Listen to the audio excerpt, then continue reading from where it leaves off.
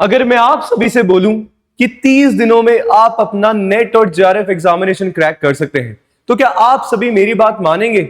Sir definitely आप सभी मानेंगे अगर आप सभी 8 से 10 मिनट इस वीडियो के मुझे दे देते हैं तो। क्योंकि आज के इस सेशन में, आज के इस छोटे से वीडियो में बात मैं करने वाला हूं कि लास्ट 30 to 35 डेज हमारे जब यूजीसी नेट एग्जामिनेशन के होते हैं, तो कौन सी ऐसी स्ट्रैटेजी है, क्या ऐसा शॉर्टकट हम लोग यूज करें सो दैट इस बार जून 2025 अटेम्प्ट हमारा हो जाए और इस बार 2025 से कुछ ना कुछ हम लोग लेके जाएं। नमस्कार सभी को, मेरा नाम है योगेश, चैनल है आप सभी का कॉमर्स स्पॉटलाइट बाय जेआरएफ अड्डा, और चैनल पे आप सभी के लिए लेके आता हूं पेपर 2 मैनेजमेंट कोड 17 की क्लासेस। तो अगर अभी तक चैनल को सब्सक्राइब नहीं किया है तो चैनल को जरूर से सब्सक्राइब कर लीजिएगा, जहां पे आप सभी के लिए मैनेजमेंट को अच्छे से डिकोड किया जा रहा है।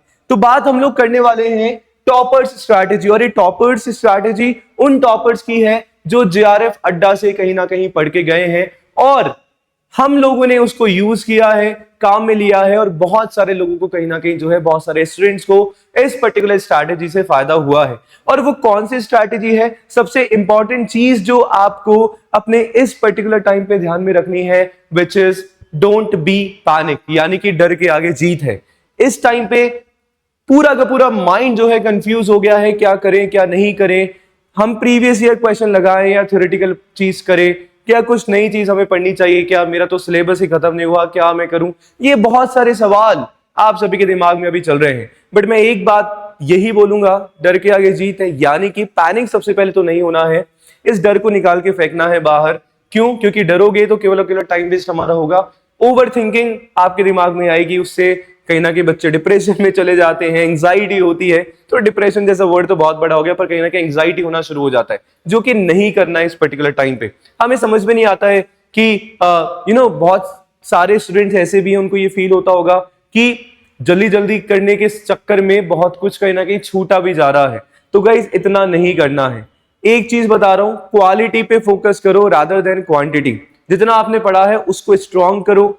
80% सिलेबस भी अगर आप लोग करके जा रहे हो तो कोई दिक्कत वाली बात नहीं है, और उस 80% को इतना अच्छा आप लोग बना लो सो दैट उस 80% में से एक भी क्वेश्चन आप सभी का ना छूटे। कोई जरूरी नहीं है फिलहाल एट दिस पर्टिकुलर टाइम जहां पे आप सिलेबस के पीछे भाग रहे हैं, तो इसकी गलती आप सभी को नहीं करनी है। और साथ में यही आपको बोलना चाहूंगा कि कुछ भी नया जो है इस पर्टिकुलर टाइम पे नहीं पढ़ना है, जब आपके पास अपने एग्जामिनेशन के 30 दिन बाकी हैं।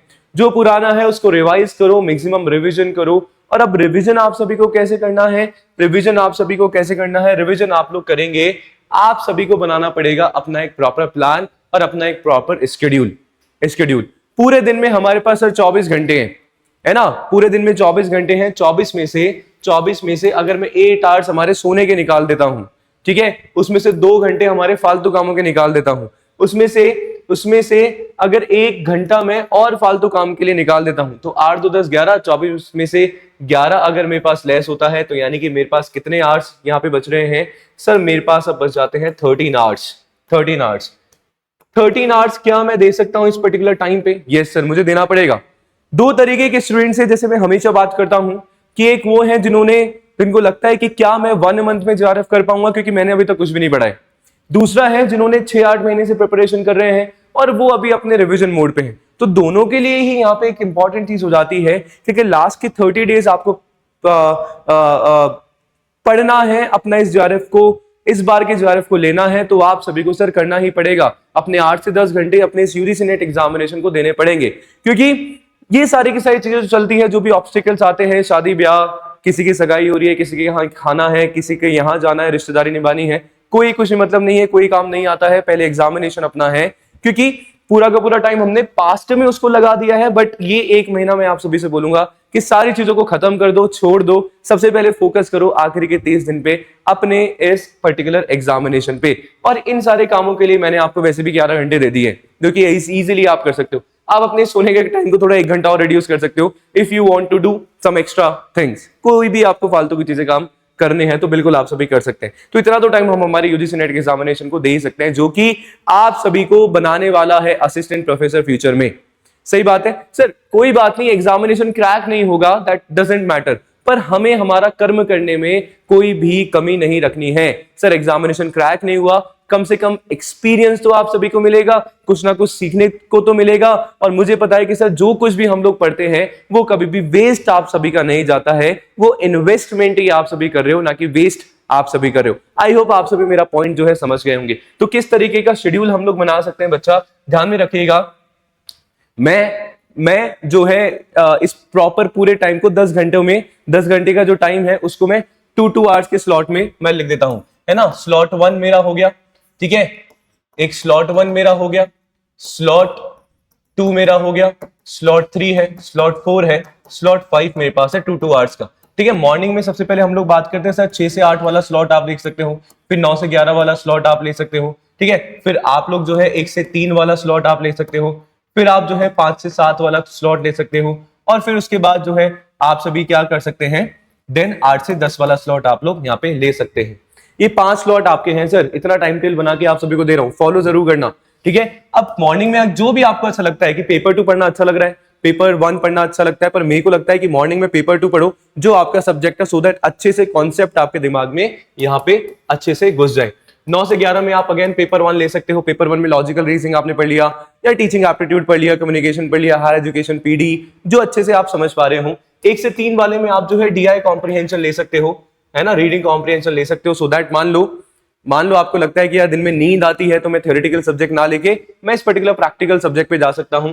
फिर मैं जो है यहाँ पे पेपर 2 मैंने पढ़ लिया, पेपर 2 मैंने यहाँ पे पढ़ लिया। तो इस तरीके से अपन अपना शेड्यूल जो है यहाँ पे लगा सकते हैं, बना सकते हैं, डे के अकॉर्डिंग प्लान कर सकते हैं। अच्छा, इसमें आप मॉडिफाई कर सकते हो, आपको 1 से 3 सोना पसंद है तो सो लो भाई, ठीक है, वो भी जरूरी है ना। बट जो मैंने बताया है 13 घंटे, अब वो आपको अपने अकॉर्डिंग मैनेज करने, और कुछ भी दिक्कत परेशानी वाली बात नहीं है, ठीक है, समझ में आ गई।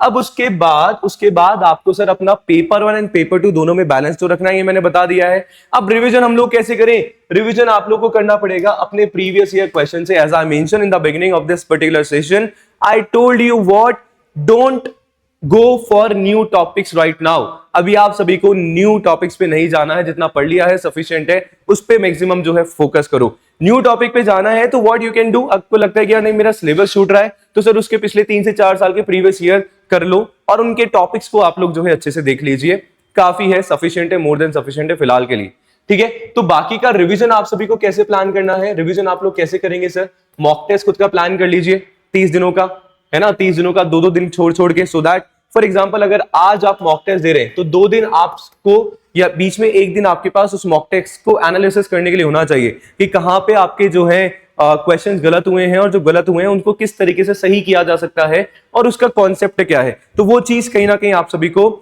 इन पर्टिकुलर टाइम में सीखना है। रिवीजन आप लोग को करना ही है, किसके through sir, previous year questions के थ्रू।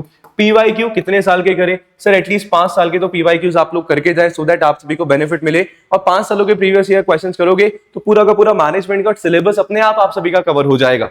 बट इनमें करने में कंजूसी नहीं रखनी है। हर बार मैं बताता हूं प्रीवियस ईयर क्वेश्चन करने की भी टेक्निक होती है, ऐसे नहीं क्वेश्चन आंसर हम लोग खेल रहे हैं, ऐसा बिल्कुल नहीं करना है।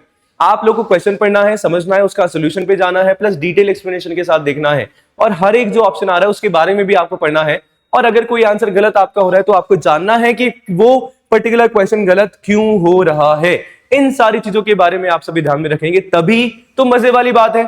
अगर केवल क्वेश्चन आंसर्स अपन खेलेंगे तो सर फिर आपको पता ही है उसके कॉन्सिक्वेंसेस क्या होने वाले, क्योंकि कॉन्सेप्ट क्लैरिटी नहीं होगी, फिर अपन रटने पे फोकस करेंगे। और UGC net examination is not about memorisation, जहां पे आपका टेक्निकल स्किल यानी कि आपका लॉजिकल स्किल कहीं ना कहीं देखा जाता है, आपका एनालिटिकल स्किल देखा जाता है। आई होप आप सभी जो है एग्री करेंगे मेरी बात पे। तो प्रीवियस ईयर क्वेश्चन आप सभी को करने हैं, मॉक टेस्ट आप सभी को देने हैं। ये दोनों कहीं ना कहीं आप सभी को कहां मिलेंगे, मार्केट में बहुत सारी बुक होती है, ठीक है, आप लोग जो है बाय कर सकते हैं ऑनलाइन, बहुत सारे ऑप्शन है।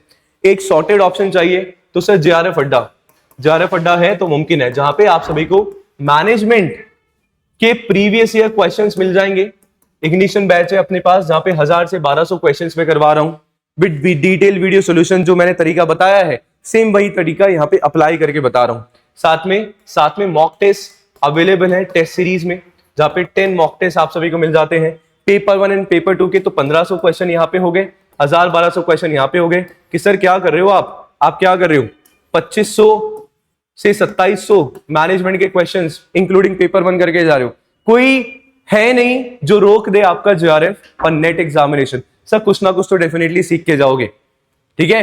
तो आई होप आपको ये स्ट्रैटेजी पसंद आई होगी। तो आज ही जेआरएफ एप्लीकेशन डाउनलोड कर सकते हैं, साथ में मेरे साथ मेरे कोर्सेज में को ज्वाइन कर सकते हैं। मैं डेफिनेटली अभी ये नहीं बोलूंगा कि यार जून वाला कोर्स ज्वाइन कर लो बेचने के लिए, नहीं सर, दिसंबर में डेफिनेटली 1 महीने बाद खुले तौर पे बेचने आऊंगा। बट अभी मैं बता रहा हूं कि कुछ नई चीजें नहीं पढ़नी है, क्योंकि आप नए कोर्स में एनरोल कराओगे ना, एंग्जाइटी आ जाएगी, इतना सब कुछ देखते, इतना सारा अथाह महासागर हमारे पास सिलेबस का, तो उस पर फोकस नहीं करना है। जो शॉर्टकट चीज है 30 दिनों के लिए, वो आप सभी के लिए बता रहा हूं, जो आप सभी का बेनिफिट डेफिनेटली आप सभी को देने वाला है, ठीक है। जेआरएफ एप्लीकेशन डाउनलोड कर सकते हैं, वेबसाइट के थ्रू आप सभी जा सकते हैं, जहां पे आप सभी को नेट जेआरएफ के कोर्सेज में जाना है। और अगर इग्निशन बैच आप सभी को चाहिए तो यहाँ पे सारे ही सब्जेक्ट्स का इग्निशन बैच है, जहां पे आपको मैनेजमेंट का इग्निशन बैच मिल जाएगा।